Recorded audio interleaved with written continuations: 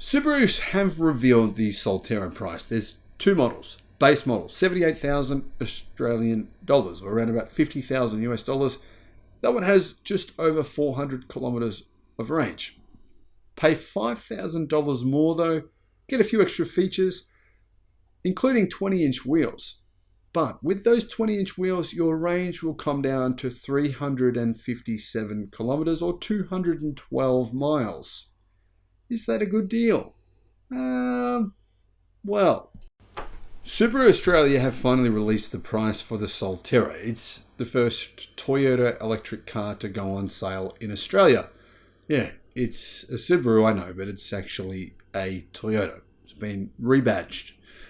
Is the price of the Subaru Solterra, is it worth considering? Should you cancel your Tesla Model Y order? Should you cancel your BYD Atto 3 order and buy the Subaru Solterra instead? Well, here's what the price is, and here's how it compares to the US price, where the same exact car is on sale today. Hello, my friends. Welcome to the channel. I'm Sam Evans. You're watching the Electric Viking. The Subaru Solterra, like I said, it is a rebadged Toyota BZ4X. So technically, it is the first EV that's ever going to go on sale in Australia. So it makes that kind of historical start point for Toyota here in Australia. Kind of weird to say it like that because it's technically, well, it's badged as Subaru. However, pricing has been revealed for Australia. It costs 78,000 Australian dollars. That's around 50,000 US dollars for the base model. That's an all-wheel drive model though. Unlike the Toyota BZ4X, Subaru are only selling this as all-wheel drive. That's obviously their sales point worldwide. All of their vehicles come with all-wheel drive. So it's got a motor in the front and a motor in the rear.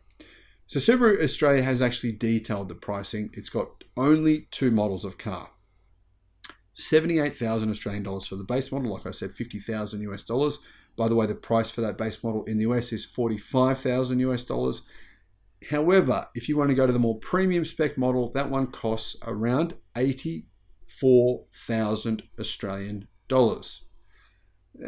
About 5,000 US dollars cheaper to buy that model in the US as well. Does that make it a good deal? Well, first of all, when can you actually get the car? Order books have opened today, in fact, so you can order it now, but you'll get the delivery of the Solterra Subaru say by the end of the year.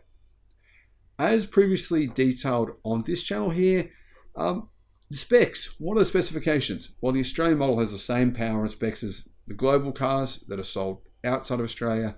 It has 160 kilowatt total from its two motors. That's around 230 horsepower, and it has 337 newton meters of torque. Now, to give you an idea on the equivalent Tesla Model Y, the Tesla Model Y starts at 65,900 Australian dollars, so it is around $12,000 cheaper. And it actually comes with a bit more range. It has about 10% more range, has about 30% more power, but it is missing that extra motor. So it doesn't come with two motors in the base model Tesla Model Y. If you want to get two motors, you can get the Tesla Model Y long range, which has a lot more range than the Solterra. It has around 530 kilometers of range, and it has quite a lot more power. In fact, it has around 380 kilowatts, so it has more than twice the power of the Solterra, but it does cost more than the standard range Tesla Model Y. That one costs around 75,000 Australian dollars. So about the same price for the Tesla Model Y long range as it is for the base model Solterra. Clearly, you can see that the Model Y is going to be the car that most people will choose to buy, especially considering there's an updated Tesla Model Y, which I've spoken about on the channel here a couple of times, about to come out. Probably by the end of this year, you can get that model. It'll have slightly better interior, slightly more range, a couple of percent more range, but a lot more power. It's got a much more powerful rear-wheel drive motor. The related Toyota BZ4X recently received a change, and in February 2024, it will come with some upgrades, but we haven't heard yet on what the BZ4X will be like when it comes to Australia, or if it will come at all. And Toyota have said it will, but they've said that for years, so who knows. Included in the list price for the Australian spec Solterra is a 75,000 kilometer service plan, 5 years of roadside assistance, carpet mats. I'm not sure why they'd advertise carpet mats, but they do. a cargo tray, and a 2 kilowatt AC charging cable with 8 amp wall plug. It's pretty slow charging. I don't think many people would really want that. You probably want it to be able to charge a bit faster than 2 kilowatt. A limited volume of the Solterra will be available to pre-order on the 8th of November. So I don't think Subaru plans on selling many. And to be fair, the price is expensive, so I think they're probably right about that. The drivetrain. Like I said, total power is 160 kilowatt and 337 newton meters of torque. It has a 71.4 kilowatt hour lithium-ion battery pack. That gives the Solterra 414 kilometers of WLTP range. The comparable base model Tesla Model Y, which costs $65,900, so a bit cheaper, has 455 kilometers of range. But there's a big difference here, guys, and that is the battery pack. The Subaru Solterra does have an NMC battery, which is basically a lithium ternary battery. The Tesla Model Y base model has a lithium iron phosphate battery. So it's recommended from the manufacturers that you only charge your battery to 80% unless you have to, if you're going on like a long trip, if you have the NMC ternary battery, which is in the Solterra. But the lithium iron phosphate battery that the Tesla and pretty much all BYD models come with standard, you can charge it to 100%. So that's the difference here. Even though it has 414 kilometers of range, your real world range is going to be a little bit less than that. What about fast charging? Well, the Solterra has 150 kilowatt fast charging, which is a little on the slow side at these prices. For example, the Hyundai Ioniq 5, Kia EV6 models have 350 kilowatt charging. The Tesla Model Y standard range has about 180 kilowatt charging, but if you buy the more expensive long range model, which is comparable with this on price, you're looking at 250 kilowatt fast charging. What about AC charging? So AC charging is when you charge at your house. DC charging is when you charge at like a fast charger when you're driving, say, from Melbourne to Sydney. AC charger is 7 kilowatt and it can charge from 20 to 80% in 7 to 8 hours at home on that speed charger. But you do need to do some kind of work to get one of those installed at your home if you want to charge at those speeds. Dimensions. It's a little bit smaller than a Tesla Model Y. It's a similar size to actually the Kia EV6.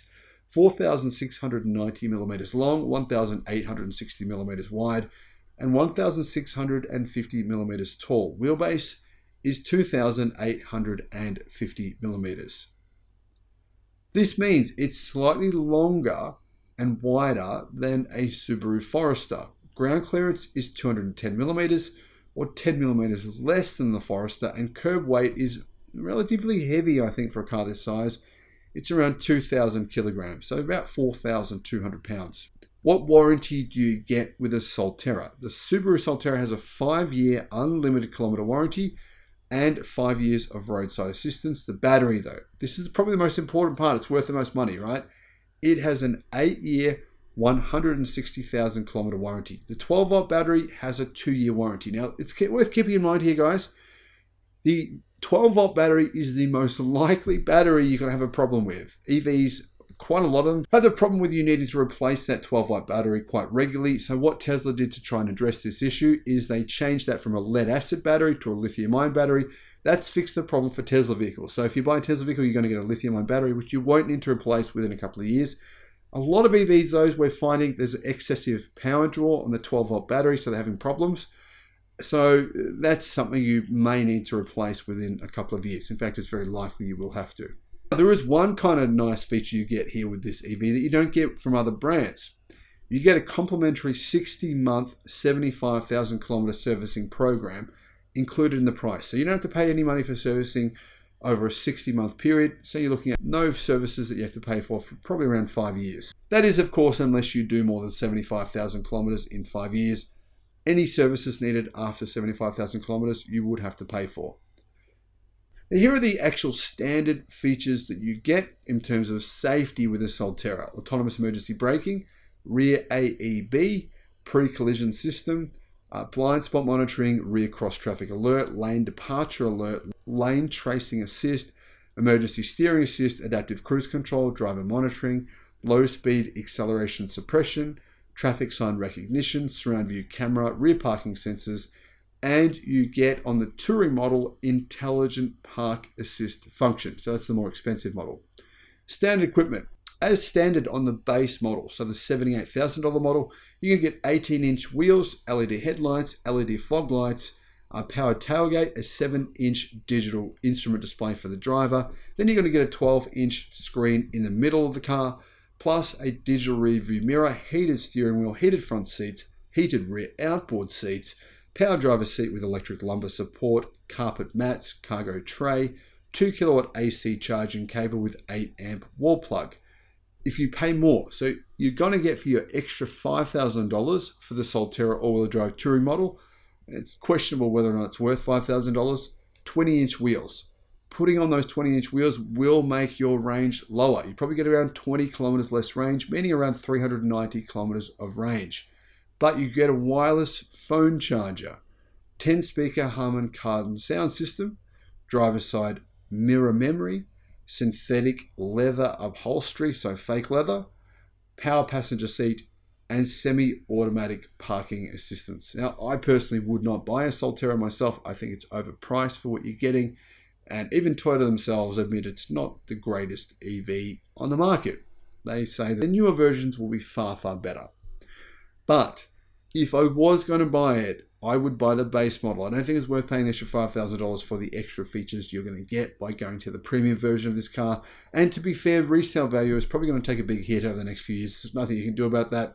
So the less you pay, the less you're likely to lose when it comes time to sell. Now, what options can you get? If you want to get a two-tone paint, you can pay an extra $1,200 for that feature. Other than that, you can also pay extra to get a panoramic glass sunroof. You can also pay $2,250 to get a wall box, a 7 kilowatt charger for your home. Probably not worth that. You can get a similar charger for less money than $2,250 from other outsourced, third-party manufacturers, or you can pay to get a phase 3 wall box with 22 kilowatt tethered charging at home, and that costs $2,645. So that would be good if, say, you had a business and you wanted people to be able to come and charge using your home charger or your hotel charger at a fast AC charger. That's a pretty fast speed, 22 kilowatt for AC charging. Now, I've just looked up the range of the all-wheel drive version with 20-inch wheels. The EPA range in the United States, guys, is 222 miles. So that equates to 357 kilometers. That means you're going to lose just about 44 kilometers of range if you get the top spec. So you're looking at $83,000 for an EV with range of only 357 kilometers and relatively, not super fast charging. Personally, that would completely rule that car out for me. I don't think there'll be many people who will buy that model. Be surprised if there were many people who bought it who had done their research. But guys, clearly, this is not a vehicle that's really intended for the mainstream. Now, here's a comment that someone said about this vehicle. Solterra is a compliance car. It's intended to fail so that Subaru can say, I told you so, people don't want EVs. Then they can lobby the government to try and convince the government that consumers don't want EVs because the Solterra didn't sell well. I'm not necessarily convinced that's true, but it could be. Let me know your thoughts in the comments. Thank you for watching.